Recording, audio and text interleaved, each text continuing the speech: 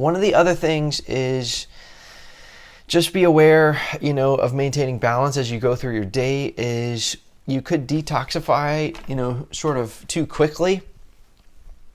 It is possible to detoxify too quickly. That's why we talk about transitioning, how to transition in a previous segment. And, going cold turkey is really just, bad news. Bad news. You can detox too quickly, and you could throw yourself into a healing crisis, at an inopportune time. And basically, you could, this could be very, very inconvenient. So especially if you have to hold down a job and everything, just be aware. Just be aware. So basically, like for example, the eating question. So like if you're eating throughout the day, you want to be, okay, like for example, if you're dialing it up with the raw, and what's going to happen is you might go a few days, or you might go a week or 2 weeks, and then you're going to feel like this intense craving coming on. What I'm trying to say is that you could be too ambitious with how much raw you're doing, and that it could create, then the pendulum could swing wildly, to the other extreme. So let's say you go a week or 2 or whatever, a couple of days, whatever's good for you, and you're eating so healthy, and you're like, man, I'm doing great, I'm just killing it, and basically, but then you start to feel kind of ratted out, and you feel kind of these cravings coming on. Well, now, trust me, I've seen this happen so many times, and I've been here, and you're like, you know what, I'm not going to indulge myself, I'm going to push through this craving, I'm going to just keep it up with the fruits or whatever.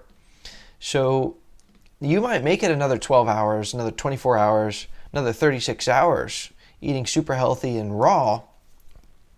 But then you might have a complete breakdown. I mean, that craving might come back with a vengeance. And you might find yourself in the drive-through lane, in the ice cream aisle, picking up a 6-pack of beer and ordering a pizza.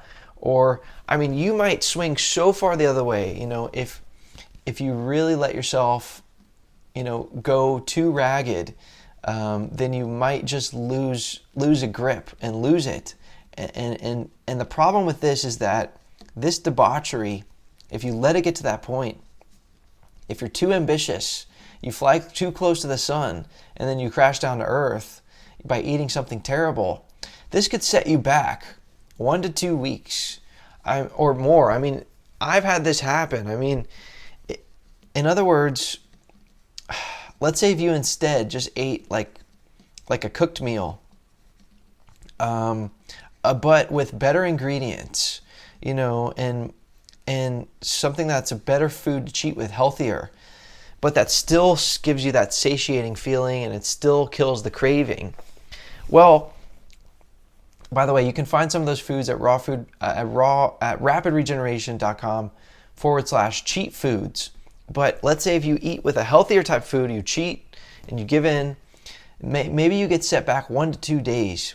In other words, it's going to take you that much longer to completely detoxify and arrive at your destination of your health problems being solved and your kind of new level of wellness, versus the other alternative, which could set you back 1 to 2 weeks. That's serious. And I see it happen over and over again with people. It's better to just fight fire with fire sometimes, and to control what you're giving into, and basically say, all right, I know this thing's coming on. I'm gonna throw myself, down. I'm gonna throw up the white flag, and I'm gonna surrender to this craving. But I'm gonna eat something that's not super unhealthy, that's better to cheat with, and I'm gonna cover more in-depth foods to cheat with. But do that as opposed to thinking that you're gonna really be invincible and be superhuman, and then a couple days later the craving comes back, it's so strong, and now you do something terrible. You eat a stack of pancakes, or whatever, I don't know what, but please, just be aware of that. So that's another big form of balance to be aware of. Just as last couple examples to wrap up, dealing with other people.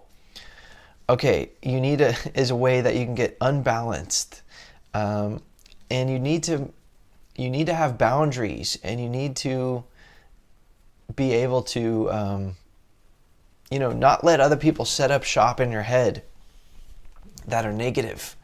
Okay, you can get burned out if you're interacting with people that are just too hedonistic, shallow, or self-destructive. Okay, maybe you have like some old friends that you used to associate with that you can't let go of, but they're really not a good influence on you anymore.